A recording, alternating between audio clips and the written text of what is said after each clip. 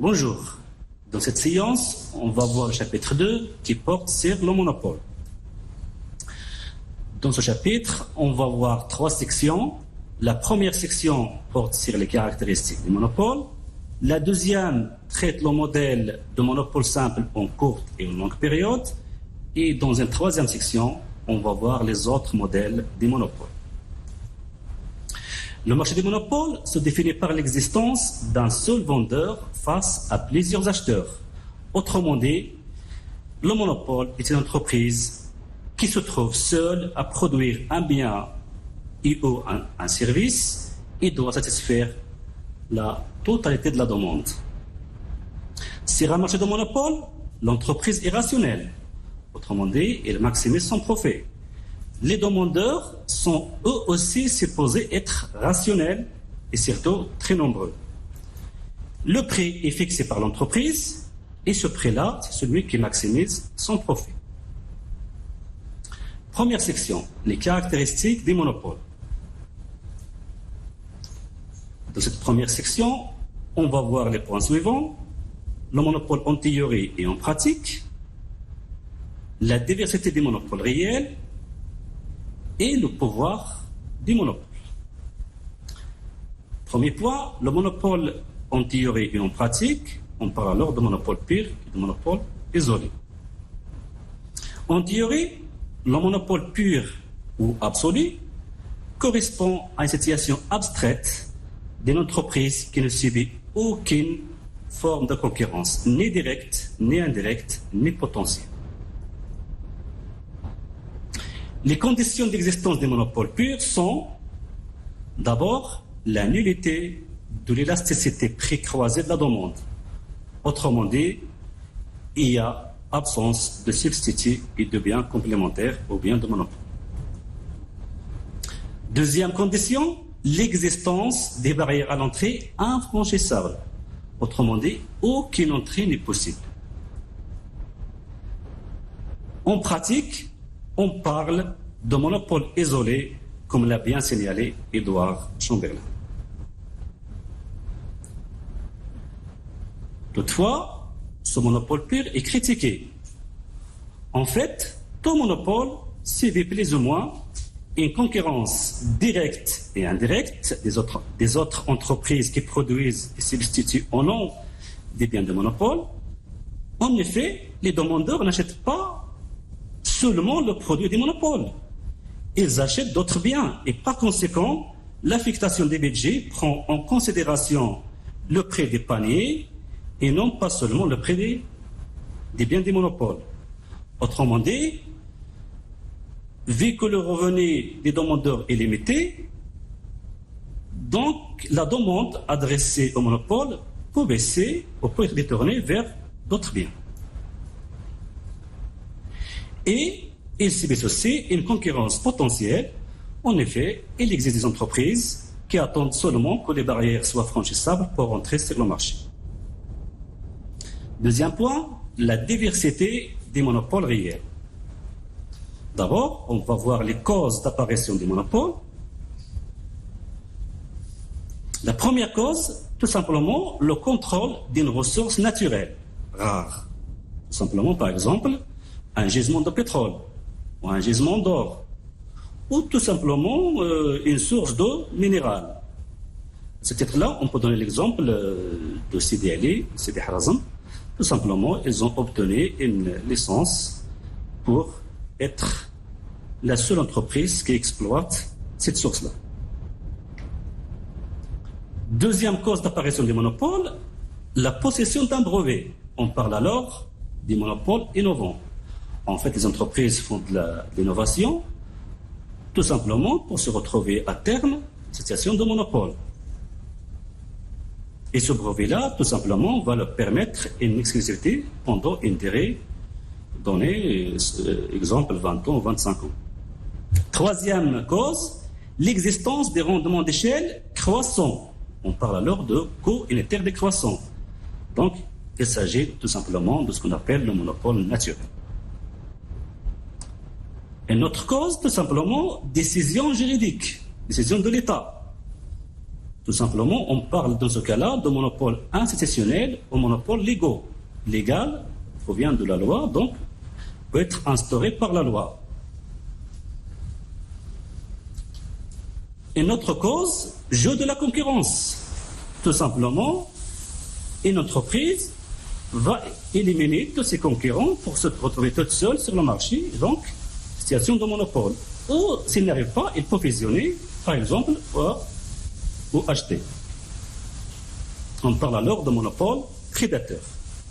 Enfin, il y a aussi les ententes entre les entreprises. On parle alors de cartel. Dans ce cas-là, il y a plusieurs entreprises qui exercent de façon séparée, mais qui se comportent comme une seule entreprise face à la demande. L'échelle des monopoles. Le monopole peut être mondial, exemple Microsoft pour certains logiciels, comme il peut être national, exemple les chemins de fer, l'Office national des chemins de fer au Maroc. Il peut être aussi régional, exemple les régies de distribution d'électricité et d'eau, comme il peut être de nouveau local, on parle alors de concession municipale. Troisième point, la durée des monopoles. Les monopoles naturels sont de nature durable. Par contre, les autres types de monopoles sont susceptibles d'être remis en cause. Première cause, par décision politique, dérégulation, privatisation, fiscalité, etc. Un exemple, le secteur de télécommunications au Maroc. Avant, on avait un seul opérateur qui était un monopole, Maroc Télécom. Et après décision politique, c'est-à-dire libéraliser le secteur des télécommunications, on se retrouve actuellement avec 3 opérateurs. Deuxième cause de disparition des monopoles, la fin de la période de protection par un brevet. On sait qu'après la fin de la durée des brevets, toutes les autres entreprises peuvent produire le même produit que l'entreprise qui avait avant ce brevet-là. Dernière cause, tout simplement en raison de l'ouverture des frontières, donc concurrence internationale. Troisième point de la deuxième section, le pouvoir des monopoles. L'indicateur le plus connu des pouvoirs des monopoles est l'indice de Lerner, donc dénommé L. L égale le prix moins le coût marginal divisé par le prix. Par ailleurs, lorsque l'entreprise maximise ses profits, l'indice de Lerner est à l'inverse des coefficients de l'élasticité prix de la demande, autrement dit L égale moins 1 sur l'élasticité. Démonstration. D'après la relation d'Amoroso-Robinson, on a recette marginale égale le prix fois 1 plus 1 sur l'élasticité. On peut aussi l'écrire, recette marginale égale le prix fois 1 moins 1 sur l'élasticité, mais en valeur absolue. Donc, on a alors recette marginale, en mettant le prix fois 1, on a P, et le prix fois 1 sur l'élasticité, on a P divisé par l'élasticité. Et on sait que lorsque le monopole maximise ses profits, on a recette marginale égale coût marginal. Donc on remplace recette marginale par coût marginal, et on se trouve avec la qualité suivante. Coût marginal égale le prix plus le prix divisé par l'élasticité. Ce qui fait que, en passant le coût marginal à droite et le prix divisé peut-être à gauche, on a le prix moins le coût marginal égale moins P sur l'élasticité. Et donc, en divisant par le prix, on aura le prix moins le coût marginal divisé par le prix égale moins 1 sur l'élasticité, et donc égale L qui est l'indice de Lerner. Section 2. Le modèle de monopole simple en courte et en longue période. Dans cette deuxième section, on va traiter les points suivants. D'abord, on va revenir sur les hypothèses de base du modèle. En deuxième point, on va étudier l'équilibre des monopoles simples en courte période. En troisième point, l'équilibre des monopoles en longue période. Et enfin, dans un quatrième point, on va faire une évaluation théorique et pratique des monopoles. Premier point, hypothèse de base des monopoles. D'abord, la première hypothèse, tous les agents sont rationnels, l'entreprise et les acheteurs. Les biens et facteurs de production homogènes et parfaitement divisibles. L'information des agents est parfaite. Offre unique et barrière à l'entrée infranchissables.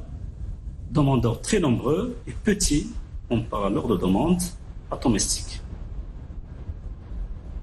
En plus de ces hypothèses, on suppose donner les éléments suivants.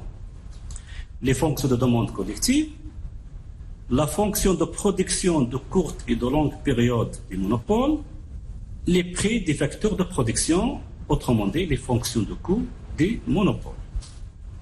Deuxième point, l'équilibre des monopoles en courte période. D'abord, on commence par les fonctions des recettes. D'abord, il faut savoir que le monopole ne peut à la fois fixer le prix de vente et la quantité à produire. Tout simplement parce que la fonction de demande constitue pour lui une contrainte qui lui interdit de fixer librement le prix et la quantité. Donc, s'il choisit de fixer la valeur d'une des deux variables, la valeur de l'autre s'impose à lui, comme le démontre le graphique suivant. Donc, on a axe pour les prix, axe pour les quantités, on a la courbe de la demande. Imaginons maintenant que, tout simplement, le monopole veut fixer le prix P1. Et donc, tout simplement, la demande constitue une contrainte pour lui, donc c'est le point A, qui correspond tout simplement à la quantité Q1. Donc, si le monopole fixe le prix P1, il ne peut vendre au maximum que la quantité Q1. Si le monopole veut augmenter cette quantité, il veut vendre plus, par exemple, il veut vendre quantité 2, tout simplement, la demande là aussi est une contrainte, et le point d'équilibre c'est le point B, et donc le prix n'est plus P1, mais P2 qui est inférieur. Donc, tout simplement, la demande constitue une contrainte. S'il fixe l'une des deux variables, l'autre s'impose à lui.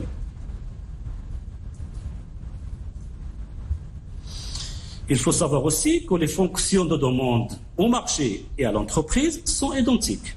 Tout simplement parce qu'on a une seule entreprise, donc on a les mêmes fonctions.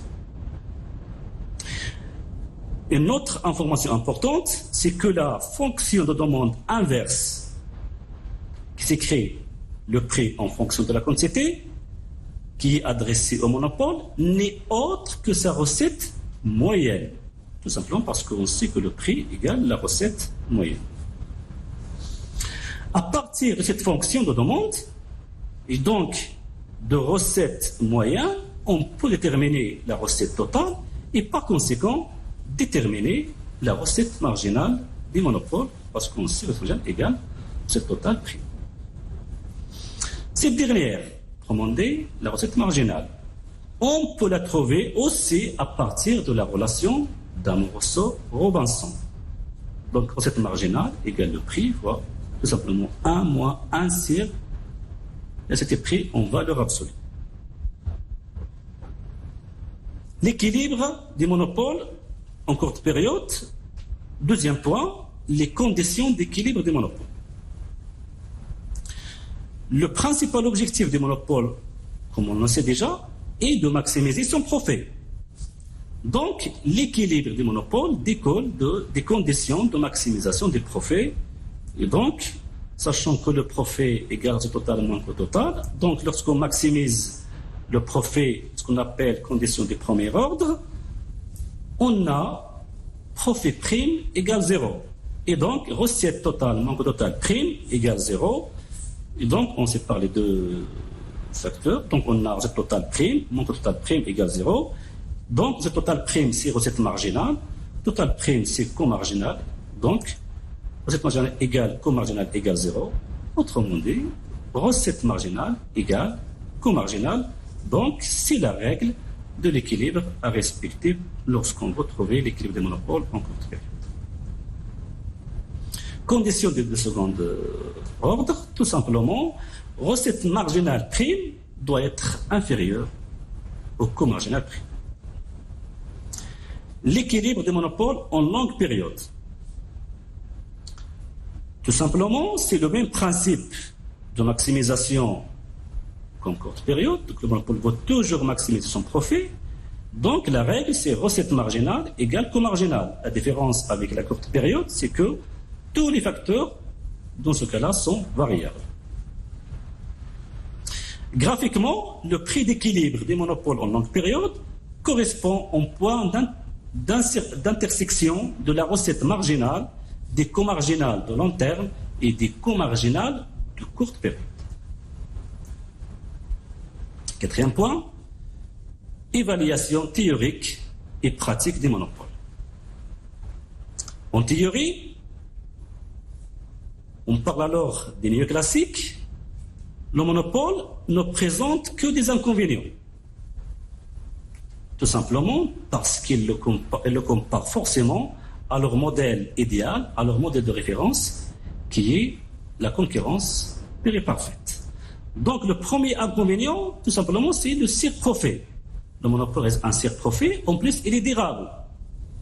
Alors, à l'inverse de la CPP, où le profit disparaît en longue période. Le prix est toujours supérieur au coût marginal. Donc c'est un inconvénient parce qu'on sait qu'en CPP, le prix est égal au coût marginal. Et le volume des échanges est limité. Autrement dit, il est inférieur à celui de la concurrence pure et parfaite. Et en longue période, le prix est supérieur au coût moyen minimum, tout simplement toujours en comparaison avec la CPP, où le prix égale le coût moyen minimum. En bref, pour le classique, le monopole ne réalise pas l'affectation optimale des ressources humaines. Toutefois, certains auteurs contestent le principe de comparaison entre le monopole et la concurrence pure et parfaite.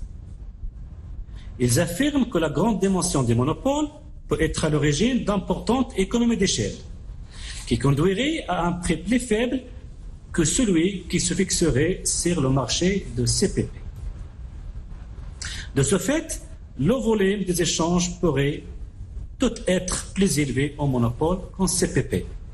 Autrement dit, le monopole peut présenter quelques avantages pour la société. En pratique, les monopoles ne sont pas à l'abri des risques, tels que l'intervention de l'État, l'apparition des concurrents, le détournement de la demande vers des systèmes même imparfaits.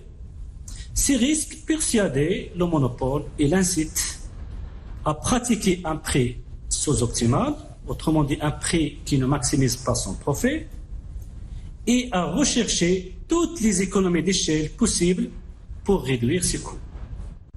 En pratique, Joseph Schumpeter a même défendu le monopole. Pour lui, le monopole, vu sa position, serait incité à innover, car il dispose d'une visibilité en termes de temps souvent jugée assez suffisante pour permettre au monopole de rentabiliser ses investissements. En résumé, le monopole est vu de mauvais œil du fait de sa position dominante. Certains États combattent les monopoles, toutefois, ils encouragent l'innovation. Seulement, on sait que lorsqu'on fait de l'innovation, on risque de tomber sur une situation de monopole. On parle alors de monopole innovant. Et d'un autre côté, ils peuvent instaurer un monopole par la loi. On parle alors de monopole légal. Et ils font ça lorsqu'ils estiment cela nécessaire. Application 2. Soit une entreprise, situation de monopole, la demande adressée à ce monopole est X égale moins 1 sur 6 fois le prix plus 12, et le coût total de l'entreprise est 3X au carré. Première question, déterminer l'équilibre des monopoles, prix, quantité et profit. Deuxième question, déterminer la quantité maximale que peut vendre l'entreprise sans subir de pertes. Première question, l'équilibre des monopoles. On sait que la demande c'est x égale moins 1 sur 6 fois le prix plus 12 et le coût total c'est 3x au carré. Donc, pour trouver la quantité d'équilibre des monopoles, la règle, on l'a vu, c'est la recette marginale égale le coût marginal.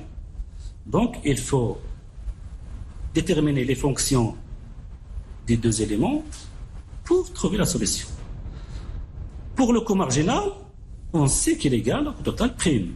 Donc, 3x au carré prime, ainsi on a le coût marginal égal tout simplement Cx. Pour la recette marginale, on a la demande x égale moins 1 sur 6 fois le prix plus 12.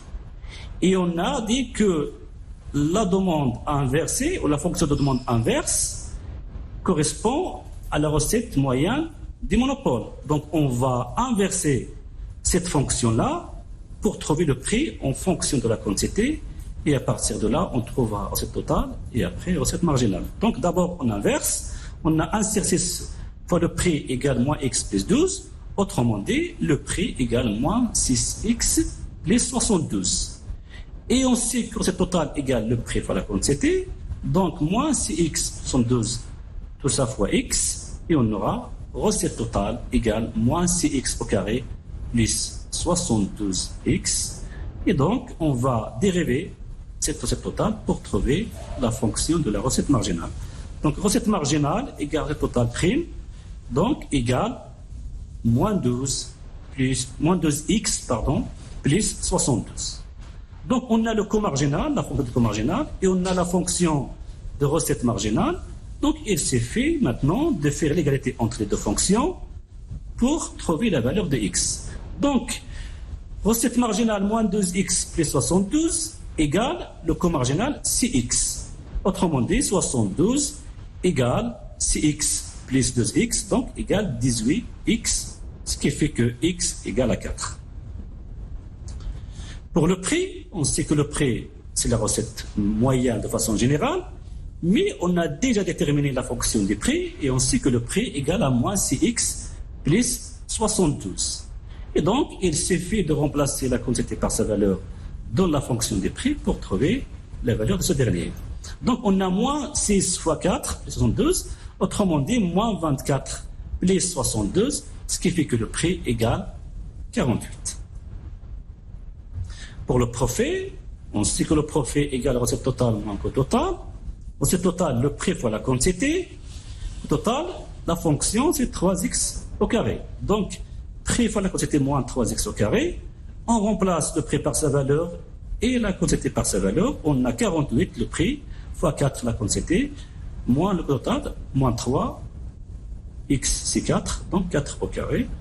Et on a 192 moins 48, ce qui implique que le profit égale 144. Deuxième question, la quantité maximale à produire sans perte. Donc, x maximal correspond tout simplement au profit égal 0. Et on sait que le profit égale recette totale moins coût total, donc dans ce cas-là, égal à 0. On connaît la fonction de la recette totale et on connaît la fonction du coût total. Donc, on va remplacer chaque élément par sa fonction et on a moins 6x au carré plus 72x moins 3x au carré égale 0. Et ainsi, on trouve que moins 9x au carré plus 72x égale 0. Donc, c'est cette fonction à résoudre pour trouver la valeur de x. Cette fonction, on peut l'écrire autrement, tout simplement, x fois moins 9x plus 72, tout ça égale à 0. Ainsi, d'après cette deuxième fonction, on peut dire que soit x, le premier, égale à 0, soit moins 9x plus 72 égale 0. Donc l'un des deux est égal à 0. Et donc, le premier possibilité, c'est x égale à 0. Et la deuxième, c'est moins 9x, 72 égale 0, ce qui fait que, dans ce cas-là, x égale à 8. De ce fait, comme il s'agit d'une maximisation, x égale 0 à rejeter et x égale à 8 à retenir. Juste une chose à préciser, moins 9x au carré plus 72x égale 0 est une fonction de second degré. On peut aussi trouver la solution en passant par le discriminant delta. Donc pour le prix, dans ce cas-là, le prix toujours, sa fonction c'est moins 6x plus 72. Et donc on remplace la par sa valeur. Donc moins 6 fois 8 égale moins 48 plus 72, ce qui fait que le prix égale à 24. Merci de votre attention.